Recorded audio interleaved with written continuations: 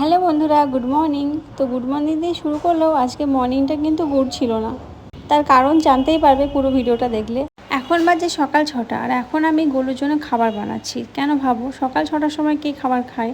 গোলু আজকে ঘুম থেকে উঠে পড়েছে সেই ভোর 4টার সময়। তো 5:30 পর্যন্ত ওকে ঘুম পাড়ানোর চেষ্টা করলাম, কিছুতেই ঘুমালো না। এবার ঘুম থেকে উঠলে তো খিদে তো পাবেই, ওই জন্য সকালবেলা আর কি খাবো, যেহেতু ফর্মুলা মিল্ক খাই না, তো এটাই অপশান। এমনিতেও প্রতিদিন সকাল 8টা-9টাতেই ওঠে, কিন্তু আজকে এই দুদিন ধরে কী হচ্ছে জানি না, সকাল সকালে উঠে পড়ছে। ঘুমানোর টাইম কিন্তু সেম টাইমেই ঘুমোচ্ছে, কিন্তু উঠে পড়ছে তাড়াতাড়ি। তো সকালে উঠে আবার 7টার দিকে ঘুমিয়েছিল, 7টা থেকে আবার 10:30 পর্যন্ত ঘুমিয়েছে। গোলু সকাল সকাল উঠলে আবার একটা জিনিস খুব ভালো হয়, আমরা যেহেতু সকাল সকাল উঠে পড়ি, তো রান্না বান্না বাড়ি যা কাজকর্ম থাকে সকালবেলাটা আর কি অফিস যাওয়ার আগে, সেগুলো কিন্তু স্মুথলি ভালোভাবে হয়ে যায়। কোনো তাড়াহুড়ো হুটোপাটা এরকম লাগে না। অন্যান্য দিন কী হয়, যখন 8টা-9টার দিকে ওঠে বা 9টার দিকে ওঠে, আমিও 9টার সময় উঠি, তখন কী হয়, হুটোপাটা লেগে যায়।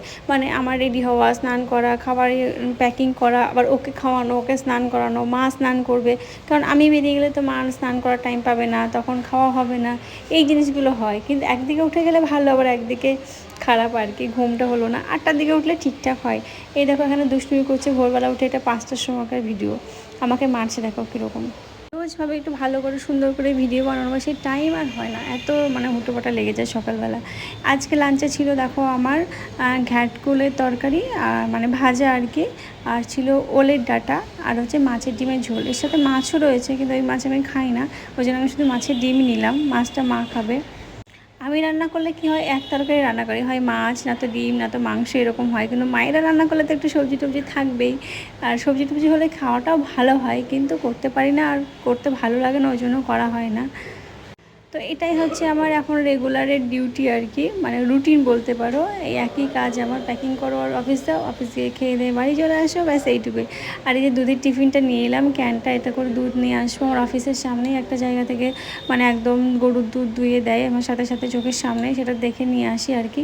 আর নিয়ে নিলাম একটা পাতা, এই পাতায় করে অফিসে গিয়ে খাই, কেননা থালা রাখা, থালা ধোয়া বা রেখে দেওয়া অনেক প্রবলেম হয় আর কি, ওই জন্য পাতায় নিয়ে যাই, খেয়ে দিয়ে ফেলে দিই, মিটে যায়। আর এটা হচ্ছে আমার এখন খেয়ে যাচ্ছি আমি অফিসে, সেম তরকারি আর কি। আমরা মাছে ভাতে বাঙালি, ব্রেকফাস্টেও ভাত খাই, ডিনারেও ভাত খাই, লাঞ্চেও ভাত খাই। আর এই হচ্ছে আমার হিরো হন্ডা, এটাকে নিয়েই আমি যাব। এখন আমি সাইকেলেই অফিস যাই, টোটোতে যাই না, আগে টোটো যেতাম। তো এখন বেরোবো, অফিস যাব।